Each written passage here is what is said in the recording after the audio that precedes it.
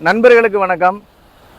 சமீபத்தில் சீமான் நடத்தின மாடுகளுக்கான மாநாடு, மரங்களுக்கான மாநாடு வந்து ரொம்ப பேசு பொருளாச்சு. சீமான் மனிதனத்தை விட்டு மாறிக்கிட்டு இருக்காரு அப்படி நிறைய மாதிரியான விமர்சனங்கள் வந்தது. அதில் மரங்களுக்கான மாநாடு நடத்தினதில் மனநிலை சரியில்லை, அவருக்கு வந்து கவுன்சிலிங் கொடுங்கலாம் என்னென்னமோ போய்கிட்டு இருக்கு. நிறைய இந்த சோசியல் மீடியாக்கள் நம்ம பார்க்குறோம், சமூக வலைதளங்களில் பார்க்குறோம். ஆனால் உண்மையிலேயே மரங்களை வந்து கட்டி அணைச்சி முத்தம் கொடுக்குறாரு அப்படி இப்படின்னாங்க.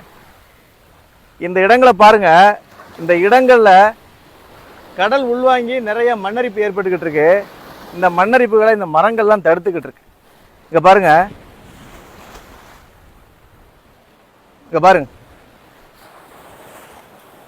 இது மண் திட்டு நடுவில் ஹோல்ஸ் விழுந்துருச்சு.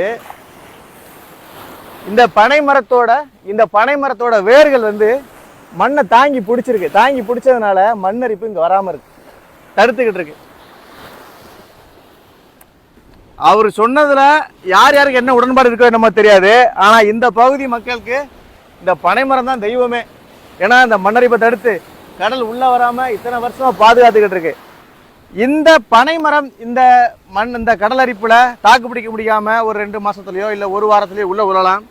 இதை தாண்டி இவன் தடுத்து நிற்பான், இவனை தாண்டி அவன் தடுத்து நிற்பான், இவனை தாண்டி வரிச்சி நிறையா இருக்குது, ஊர் வரைக்கும் இருக்குது. இவனுக்கு அவ்வளோ பேர் இந்த மண்ணரிப்பை தடுத்து நிப்பாட்டுவானுங்க. இப்போ சொல்லுங்க, சீமான் வந்து மரங்களை பற்றி பேசுனது தப்பா கரெக்டா அப்படின்றத நீங்களே சொல்லுங்க. 1008 விமர்சனங்கள் இருக்கலாம் சீமான் மேலே. ஆனால் இந்த மரங்களை பற்றி பேசுனதுல துளியும் ஒரு வெறுப்பு கிடையாது. அவ்வளோ விஷயங்கள் இருக்கு இந்த மரங்களில்.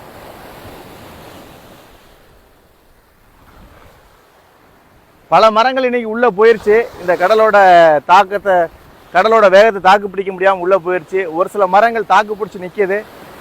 மரங்களோட வாழ்வாதாரத்துக்காக இந்த மரங்கள் நிற்கலாம். ஆனால் இதற்கு பின்னாடி மனிதர்களோட ஒரு சுயநலமும் இருக்கு. இங்கிருந்து தண்ணி வந்து இங்கே கொப்பளிக்குது.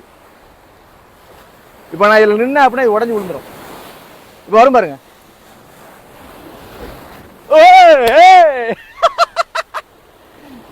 சீமான் பேசுனது கரெக்டா தப்பா நீங்களே முடிவு பண்ணிக்கோங்க.